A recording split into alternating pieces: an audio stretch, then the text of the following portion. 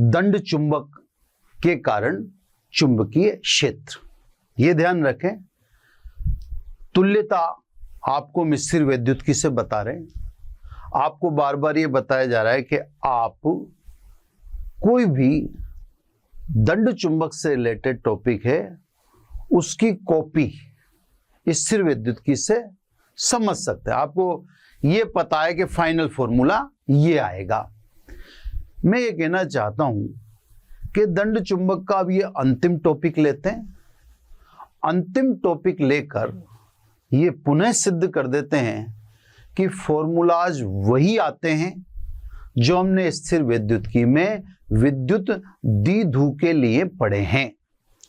उसके बाद फिर पृथ्वी के चुंबक या अन्य टॉपिकों की बात करेंगे, या अन्य टॉपिक्स की बात करेंगे। लेकिन अब हम ये दंड चुंबक का जो है, मैंने कहा था 30% अराउंड पोर्शन जो है, इसको इस टॉपिक पे एंड कर देंगे। ये दंड चुंबक का जो टॉपिक हम ले रहे हैं, ये हम ले रहे हैं दंड चुंबक के कारण चुंबकीय क्षेत्र। अगर आपको ध्यान है तो हमने विद्युत द्विध्रुव के कारण विद्युत क्षेत्र निकाला हुआ है। वहां भी हमने दो पार्ट किए थे, अक्ष पर और निरक्ष पर। तो स्वाभाविक है दंड चुंबक के कारण चुंबकीय क्षेत्र के भी दो पार्ट होंगे, अक्षीय रेखा पर और निरक्ष पर। सारी की सारी वही नकल हो रही है। ये लास्ट बार एक बार और प्रूव कर रहा हूं मैंने। तो सब दंड चुंबक के कारण चुंबकीय क्षेत्र, ठीक है साहब। दो पार्ट इसके बनेंगे, एक तो अक्षीय रेखा पर और दूसरा निरक्ष पर, है ना। तो दो पार्ट में से पहला पार्ट अक्षीय रेखा पर, है ना। दो पार्ट में डिवाइड कर दिया। मैं थोड़ा कंजस्टेड करके ले रहा हूं। अक्षीय रेखा पर, है ना। कॉपी दिखाऊंगा मैं आपको कि साहब ऐसी की ऐसी कॉपी होती है, वैसा का वैसा ही चित्र बनता है। अगर आपको वहां का ध्यान आ रहा है तो देखो मैं उसी तरीके से लगभग चित्र बनाऊंगा। ये दंड चुंबक है ना साहब, ये ध्रुव प्राबल्यता स्मॉल m। एक दंड चुंबक के दोनों ध्रुवों की प्रबलता समान होती है ना। इधर मैं माइनस क्यू रखा करता था वहां पे, यहां पे मैं माइनस क्यू की जगह एस रख रहा हूं। इधर प्लस क्यू रखा करता था। अगर आप विद्युत द्विध्रुव के चित्र को याद कर रहे हो तो इधर मैं प्लस क्यू की जगह एन रख रहा हूं, है ना। ये अक्षीय रेखा, प्रेक्षण बिंदु इस अक्षीय रेखा पे बताया गया। डिस्टेंस सदैव कहां से लेते हैं, मध्य से। और दंड चुंबक की प्रभावी लंबाई, ये दंड चुंबक की प्रभावी लंबाई को हम L और L 2L से दर्शाते हैं। तो ये मैंने अलग अलग करके दिखा दिया। चलिए, अक्षीय रेखा पर बिंदु है तो साहब ये बिंदु यानी ऑब्जर्वेशन पॉइंट यानी प्रेक्षण बिंदु P पर आपको दंड चुंबक के कारण चुंबकीय क्षेत्र की गणना करनी है। अक्षीय रेखा, ठीक है। दूरी सदैव मध्य बिंदु से ली जाएगी। तो ये सब स्मॉल r दूरी पर अक्षीय रेखा पर बिंदु P उपस्थित है, वहां पर आपको चुंबकीय क्षेत्र की गणना करनी है। ध्यान करें, जब अपन विद्युत क्षेत्र की तीव्रता की गणना करते थे तो दिशा जानने के लिए प्रेक्षण बिंदु P पर स्थिर वैद्युतिकी में इकाई मान वाला धन आवेश रखते थे, यानी +1 रखते थे। यहां इकाई मान की ध्रुव प्रबलता रख देते हैं, प्लस की जगह n, और ध्रुव प्रबलता कितनी, इकाई मान वाली। तो वैसी की वैसी नकल है। वहां पर अगर आप याद करेंगे तो हम यहां पर +1 रखा करते थे ताकि हमें विद्युत क्षेत्र की दिशा पता पड़े स्थिर विद्युत में। आज हम चुंबक पढ़ रहे हैं तो हमें चुंबकीय क्षेत्र की दिशा भी जाननी, इसलिए हमें जहां पर चुंबकीय क्षेत्र की दिशा जान रहे हो, इकाई ध्रुव प्रबलता का उत्तरी ध्रुव, प्लस मतलब उत्तरी ध्रुव रख दिए सब, है ना। अब दंड चुंबक के दो सिरे हैं, एक सिरा ये रहा और एक सिरा ये रहा, एन के दो या एस के दो। एस के कारण अपन ने बिंदु P पर चुंबकीय क्षेत्र मान लिया B1, एस के कारण। जैसे भी आपकी इच्छा, ऐसा नहीं है कि साहब इसके कारण, वो आपकी इच्छा पे डिपेंड। जैसे मान लो आप कहते हो कि एन के कारण बिंदु P पर चुंबकीय क्षेत्र B1, है ना। अब देखो एन को क्या करेगा, रिपल करेगा, इसके कारण चुंबकीय क्षेत्र कितना माना, B1। ये देखो B1 की दिशा दिखा दी, इस दिशा में यूनिट वेक्टर ले लेते हैं आर के, क्योंकि सदिश अभिव्यक्ति होगी। तो इसके कारण हमने मैग्नेटिक फील्ड कितना माना, B1। दूसरा सिरा है एस, एस के कारण चुंबकीय क्षेत्र बिंदु P पर वो मान लिया हमने B2। एस एन को आकर्षित करेगा तो चुंबकीय क्षेत्र की दिशा तो ये होगी, और इसके कारण आप चुंबकीय क्षेत्र कितना मान रहे हो, B2। ये सब इसके कारण चुंबकीय क्षेत्र B2। स्थिर विद्युत में भी हमने माइनस क्यू के कारण विद्युत क्षेत्र की दिशा E1 मानी थी और प्लस क्यू के कारण विद्युत क्षेत्र की दिशा E2 मानी थी, है ना। वहां एक अकेले आवेश को बिंदु आवेश कहते थे, या एक अकेले ध्रुव को एकल ध्रुव कहते हैं। तो सब बिंदु P पर परिणामी चुंबकीय क्षेत्र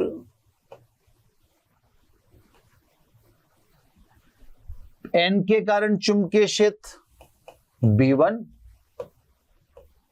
तथा S के कारण चुंबकीय क्षेत्र B2 के सदिश योग के बराबर होगा।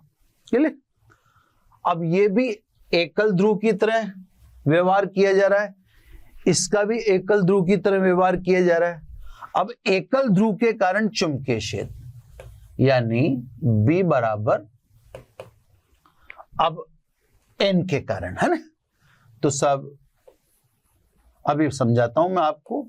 μ0/4 पाई ध्रुव प्रबलता स्मॉल m तथा ध्रुव से बिंदु P की दूरी का वर्ग, ध्रुव से बिंदु P की दूरी का वर्ग। B1 की दिशा बोलो, आर कैप के अनुदिश, है ना। चलो मीटर भी गया वो, है ना। ये सब मैं आ जाऊं वापिस, B1 की दिशा आर कैप के अनुदिश। अब इसका कारण बताना बाकी है मुझे, जो बताता हूं, है ना। एकल ध्रुव S के कारण वो μ0/4 पाई ध्रुव प्राबल्यता स्मॉल m और ध्रुव से बिंदु P की दूरी। तो इसको क्या बोल दें साहब, यहां तो अपन ने बोल दिया, अच्छा BP नहीं बोले NP लिखना पड़ेगा ना, BP तो यहां कुछ है ही नहीं, तो इसको अपन BP के बजाय NP लिखेंगे ना। ये अपन ने BP लिखा तो BP यहां कुछ है नहीं, है ना, NP²।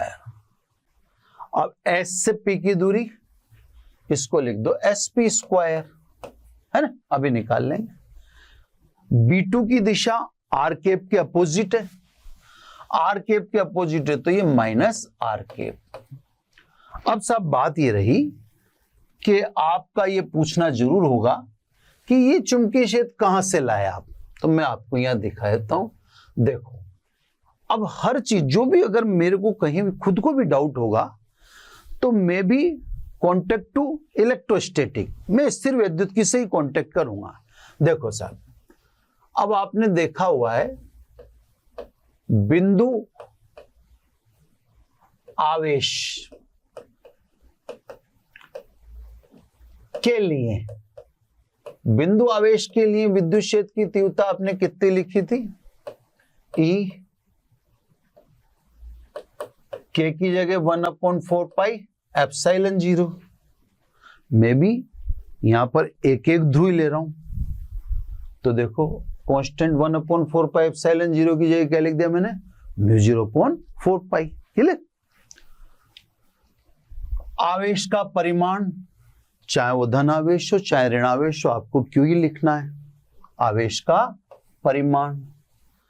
उसकी जगह यहां पर आ गई ध्रुव प्रबलता, ये देखो आप, इसमें भी बटा आवेश से बिंदु की दूरी का वर्ग। देख लो आप, अगर आप B1 कह रहे हो तो NP² और B2 कह रहे हो तो SP², है ना।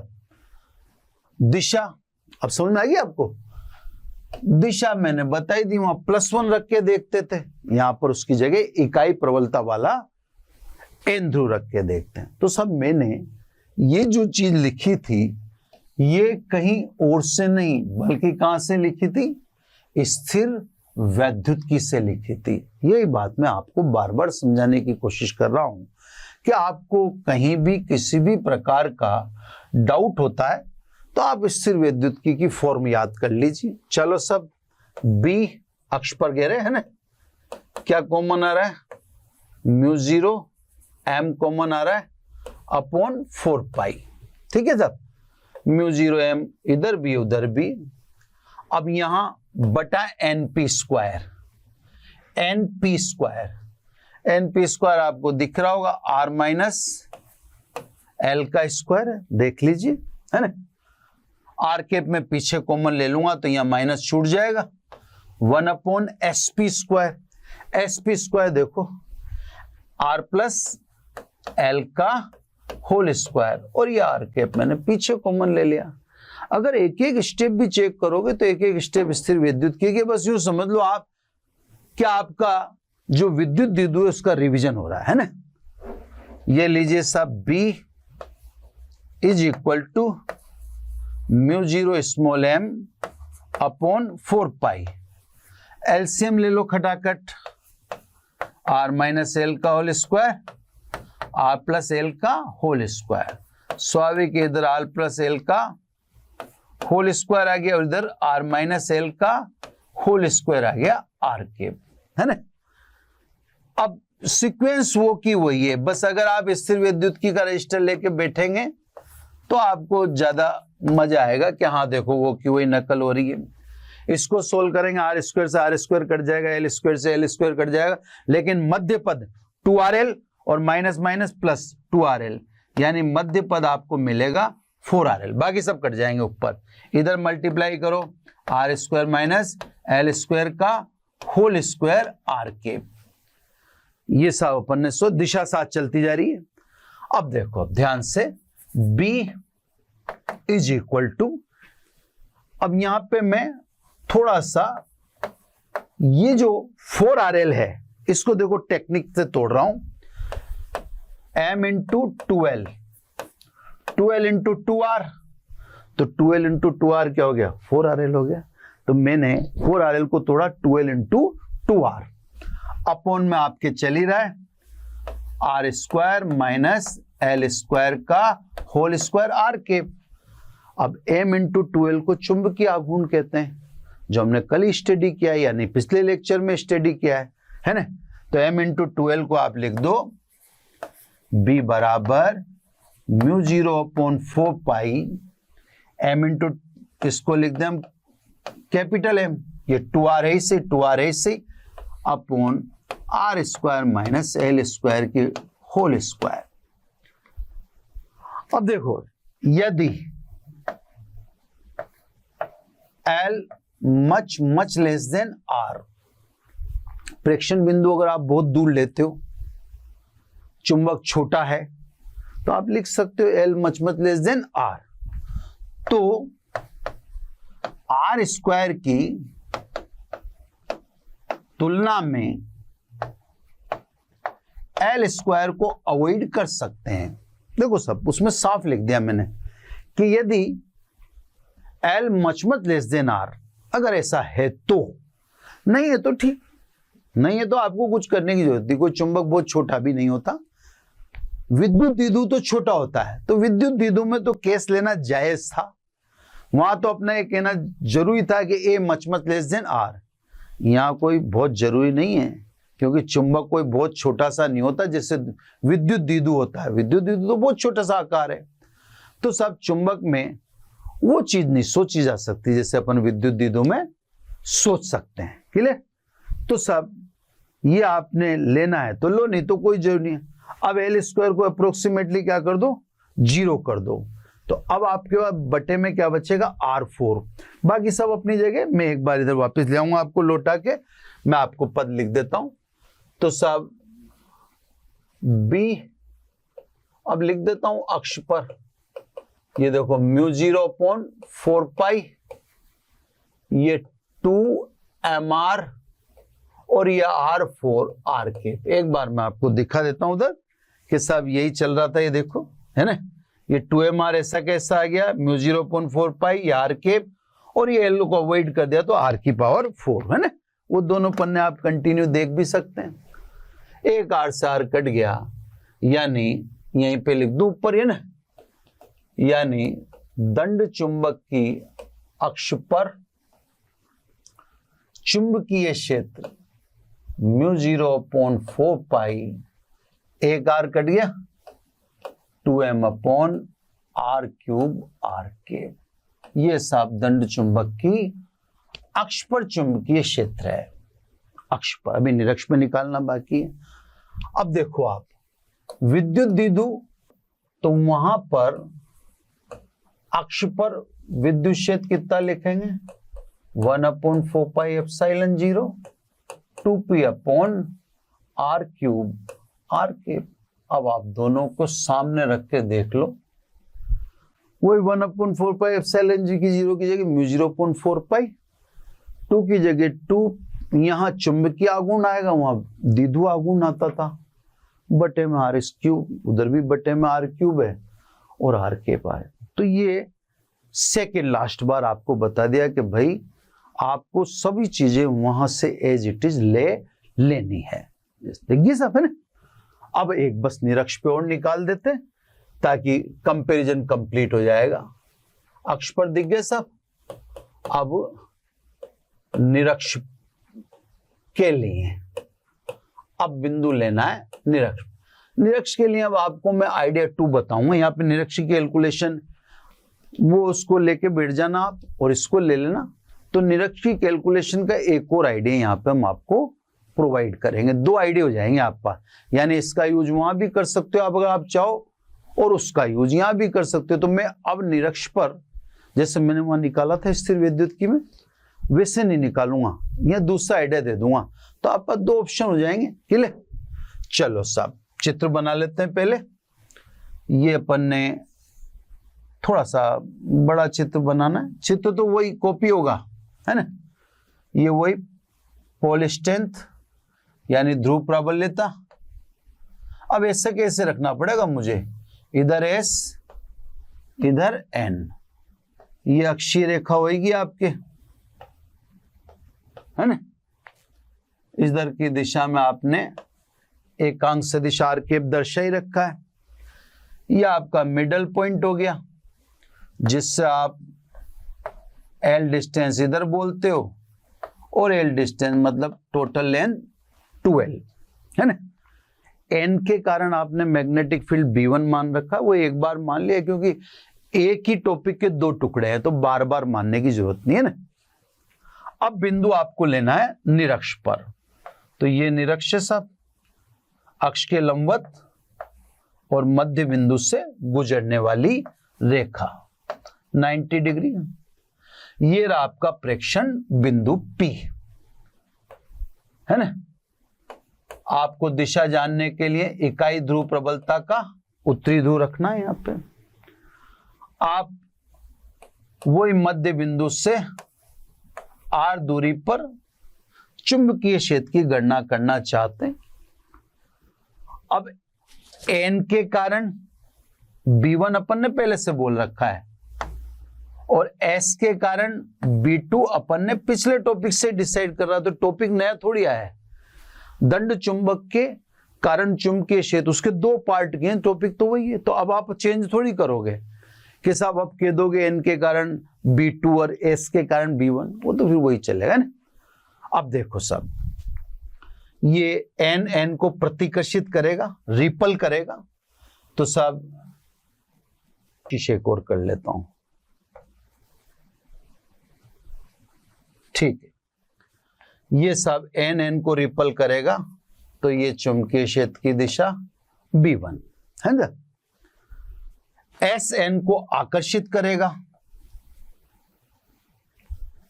ये चुंबकीय क्षेत्र की दिशा B2, उसके कारण B1 ही है, थोड़ा सा लहराती हुई लाइन आई, इसके कारण B2 है, ठीक है।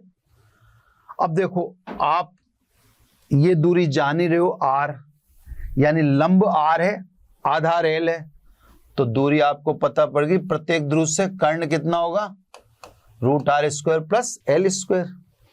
इधर भी देख लो, आधार L, लंब R, तो ये डिस्टेंस कितनी होगी, √r² प्लस L², ठीक है।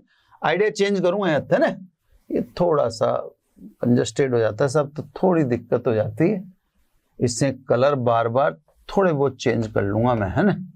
ये r² प्लस L²। अब देखो साहब, एक बार बस सीधी सीधी रेखाएं खींच जाए तो अच्छी बात है, नहीं तो फिर जैसी चल रही हो चलने दो, ठीक है साहब। अब आपको इसके कारण चुंबकीय क्षेत्र आपने बोल दिया B1 n पोल के कारण, और इस S के कारण बोल दिया आपने B2। अब ध्यान से देखो, आप चुंबकीय क्षेत्र प्रत्येक ध्रुव के कारण पिछले वाले जो फॉर्मूले से बताओगे, ये प्रत्येक ध्रुव के कारण है ना। अब देखो यहां तो डिस्टेंस अलग अलग थी, NP अलग थी, SN SP अलग थी। अब यहां पे देखो आप, यहां पर दोनों ध्रुवों की ध्रुव प्रबलता समान है, यानी M समान है, दोनों से बिंदु P की दूरी भी समान है, दोनों से बिंदु P की दूरी भी समान है, चले। इसका मतलब N पोल के कारण, यानी नॉर्थ पोल के कारण और साउथ पोल के कारण बिंदु P पर चुंबकीय क्षेत्र का परिमाण समान होगा। दिशा तो भिन्न भिन्न दिख ही रही है। तो साहब ये तो हमें पता पड़ गया कि B1 के कारण चुंबकीय क्षेत्र का परिमाण और B2 के कारण चुंबकीय क्षेत्र का परिमाण दोनों समान है। कितने हैं साहब, एकल ध्रुव के कारण μ0/4 पाई ध्रुव प्रबलता, दूरी आप चाहे इससे लो चाहे उससे लो, दूरी बराबर ही है, कितनी है, √r² प्लस L² का होल स्क्वायर। यहां सदिश नहीं चला रहे अपन, है ना, सदिश नहीं चला पा रहे क्योंकि दोनों की दिशाएं अलग अलग हैं। यानी finally B1 is equal to B2 μ0/4 pi m, अब इसका रूट का अपन ने ओपन कर दिया, रूट हटा दिया। ये सब अलग अलग नॉर्थ पोल और साउथ पोल के कारण चुंबकीय क्षेत्र निकाले। अभी दंड चुंबक के कारण नहीं निकला, अभी तो हर एक पोल के कारण निकले। वो तो ठीक है, ये जरूर है कि दोनों सेम हैं, इससे अपन ने उसको एक लाइन में ही लिख दिया। भाई नॉर्थ पोल के कारण भी वही है और साउथ पोल के कारण भी वही है, तो एक ही लाइन में लिख दिया। लेकिन अभी परिणामी थोड़ी निकला है, अभी तो आपको परिणामी चुंबकीय क्षेत्र निकालना है ना। तो अभी परिणामी नहीं निकला है, अभी तो ईच पोल के कारण निकला है। अब यहां पर मैं परिणामी निकालने का आपको एक अलग आइडिया देता हूं ना। मैं पेन चेंज करके फिर आपको एक आइडिया समझाता हूं, वहां से डिफरेंट है ये आइडिया, है ना। अब देखो, जब दो भौतिक या दो सदिश राशियां समान हो तो ये तो निश्चित है कि परिणामी सदैव अर्धक पर होगा, यानी बीचों बीच होगा। तो परिणामी चुंबकीय क्षेत्र की दिशा तो हमें पहले से ही पता पड़ गई, भाई ये प्लस आर कैप, तो इसके विपरीत माइनस है, इससे हमें सदिश चलाने की जरूरत ही नहीं है ना।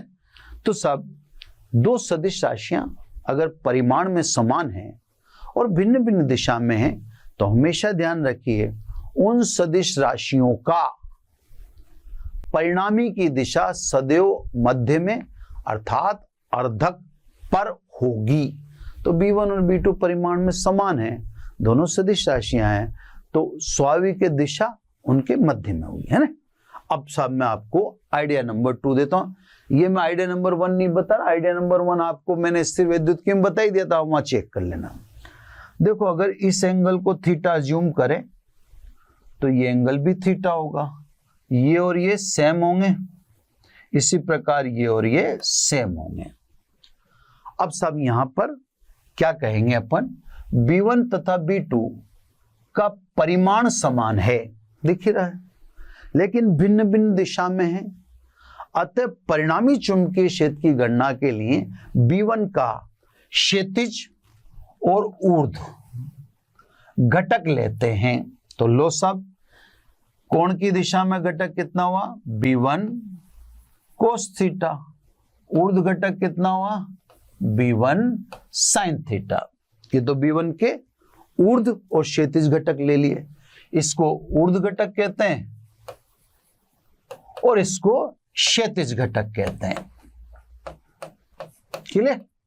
इसी प्रकार B2 में देखो, B2 का क्षैतिज दिशा में घटक कितना, ये रहा B2 है ना, ये आया B2 कोस थीटा और वर्टिकल घटक कितना, B2 साइन थीटा। तो ये सब वहां जो पहले निकाला गया उससे भिन्न आइडिया है। अब आप देखें जो ऊर्ध्व घटक हैं B1 साइन थीटा और B2 साइन थीटा, तो B1 और B2 तो बराबर हैं ही सही, है ना। इसका मतलब ऊर्ध्व घटक दोनों के दोनों बराबर हैं, लेकिन विपरीत दिशा में है, इससे इनका परिणामी 0 होगा। तो सब in vertical component B1 sine theta और B2 साइन थीटा एक दूसरे को निरस्त कर देते हैं, लेकिन क्षैतिज घटक B1 कोस थीटा और B2 कोस थीटा दोनों एक ही दिशा में हैं, ये परिणामी चुंबकीय क्षेत्र को दर्शाते हैं। अतः दंड चुंबक के कारण परिणामी चुंबकीय क्षेत्र, यानी दंड चुंबक के कारण परिणामी चुंबकीय क्षेत्र। तो ये सब एक डिफरेंट आइडिया था, मैं थोड़ा सा बोल लूं। अब आप चाहें तो विद्युत द्विध्रुव के निरक्ष का जो आइडिया नंबर 1 वहां कराया था मैंने, उसका यहां इस्तेमाल कर लें, और अगर आपको ये बेटर लगा हो तो आप इसका इस्तेमाल विद्युत द्विध्रुव में कर लें। ये मैंने 2 आइडिया दिए हैं, एक वहां दे चुका, एक यहाँ, है ना। अब सब परिणामी चुंबकीय क्षेत्र कितना हुआ, B1 cos theta plus B2 cos theta. B1 और B2 बराबर है ना, यानी 2B1 लिख दें या 2B2 लिख दें, यानी परिणामी चुंबकीय क्षेत्र 2B1 कोस थीटा, एक लिख दो दोनों में से। अब आपको वैल्यूज पुट करनी है ना, तो B1 की वैल्यू तो आप इक्वेशन 1 से ले लो, B1 और B2 तो अपन ने पहले ही निकाल लिया, और कोस थीटा आप फिगर से ले लो, है ना।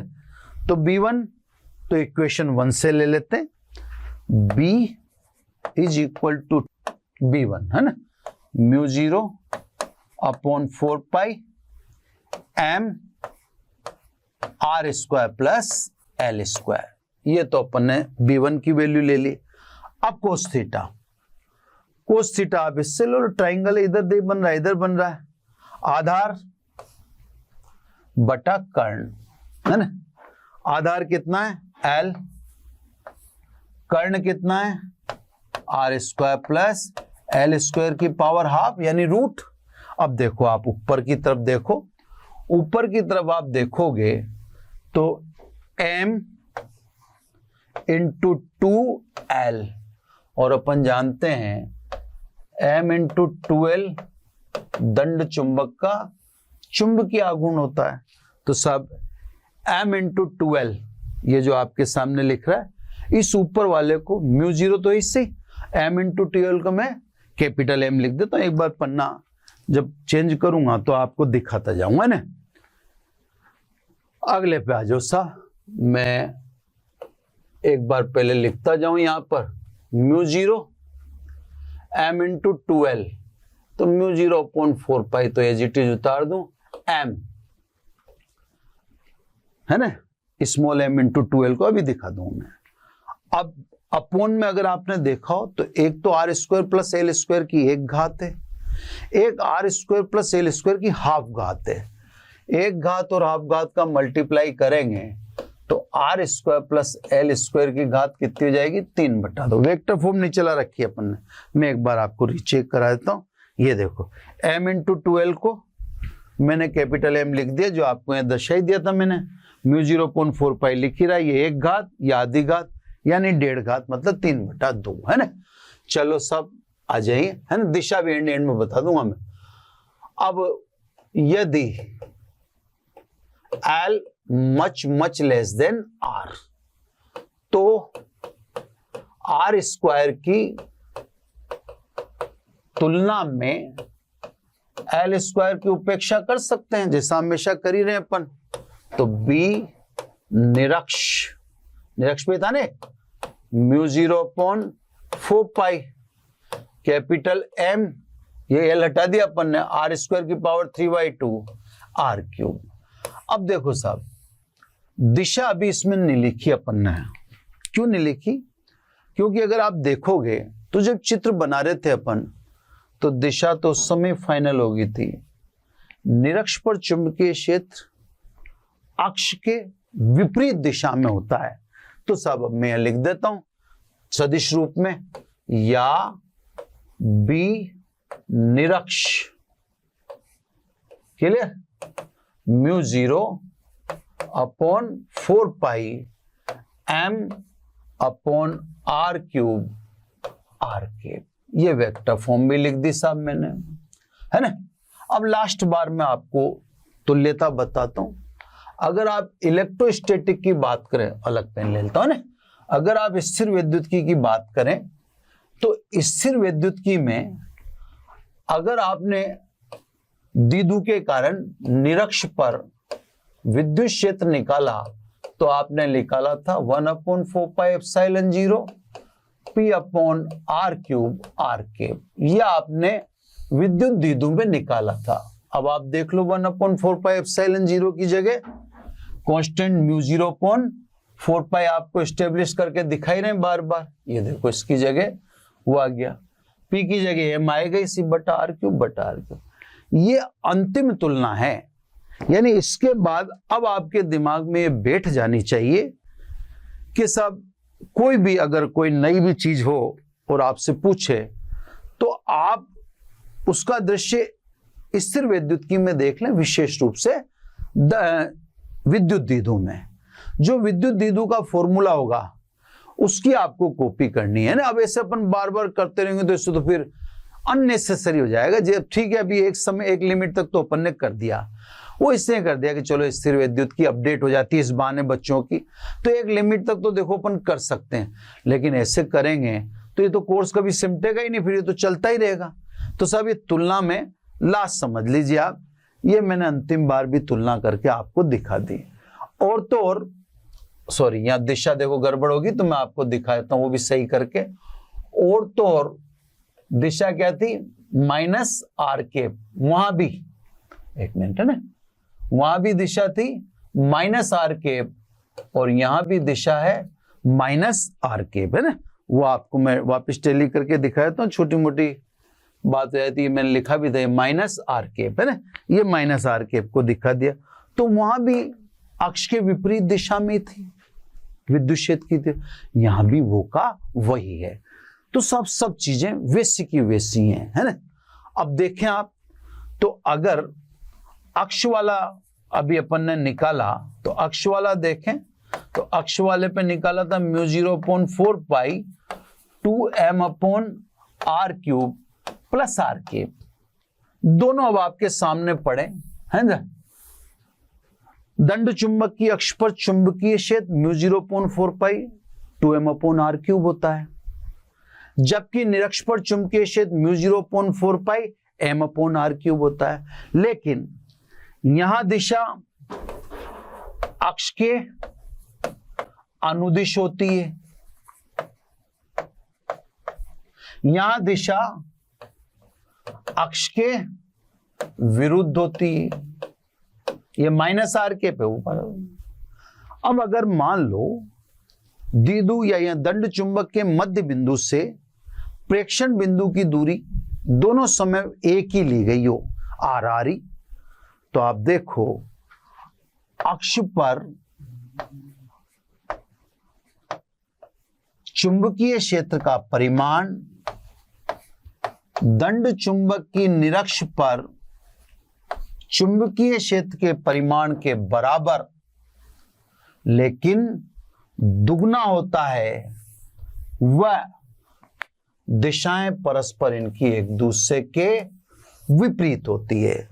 तो बच्चों ये दंड चुंबक का अंतिम टॉपिक ले रहे। एक छोटा सा इंपॉर्टेंट दोबारा दोहरा देता हूं, हालांकि मैं उसको दोहरा चुका हूं, लेकिन दंड चुंबक को एक बार के लिए विराम दे रहे हैं, फिर अर्थ आएगा ना, यानी अर्थ मैग्नेट। फिर एक पूरा पैराग्राफ पृथ्वी के संदर्भ में चलेगा, शायद एक लेक्चर हो जाए या 1.5 हो जाए, है ना। लेकिन अब इसके बाद अपन अर्थ पर कंसंट्रेट होंगे। तो सब में बस ये वेरी वेरी इंपॉर्टेंट, क्योंकि पहले भी ये पूछा गया है ना, चुंबक संबंधी गाउस का नियम, ठीक है ना। चुंबक संबंधी गाउस के नियम के अनुसार, गाउस के अनुसार बंद पृष्ठ से पारित है कुल चुंबकीय फ्लक्स सदैव 0 होता है।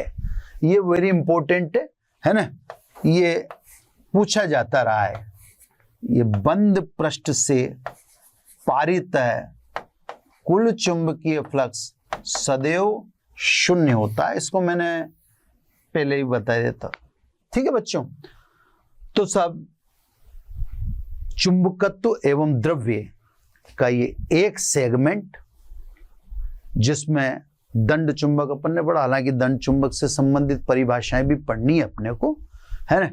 पर एक विराम अभी दंड चुंबक को हम दे रहे हैं, फिर वो 4 परिभाषाएं पढ़नी है, फिर लगभग चैप्टर के अंत की करीब जाएंगे हम, है ना। चैप्टर ऐसे देखें तो लेंथ है इसकी, बेसिक के पर्पज से पढ़ें तो भी ठीक ठाक चैप्टर है, लेकिन अंकों के पॉइंट ऑफ व्यू से देखें तो इसका अंक भार ज्यादा नहीं है। ये सीबीएसई में भी इसका अंक भार कम है और आरबीएसई में भी इसका अंक भार कम है। नॉलेज वगैरह ठीक है, अब कुछ तो अपडेट हो जाते हैं हम चुंबक से थोड़ा थ्योरेटिकली, है ना। और अब ठीक है, जो कुछ नई बातें भी हैं ही सही, इसमें ऐसी बात नहीं। तो बच्चों आज के लेक्चर को यहीं पे अपन विराम देते हैं, फिर नए लेक्चर से अपन भू चुंबकत्व या पृथ्वी के चुंबक के संदर्भ में पढ़ना चालू करेंगे। Thank you very much.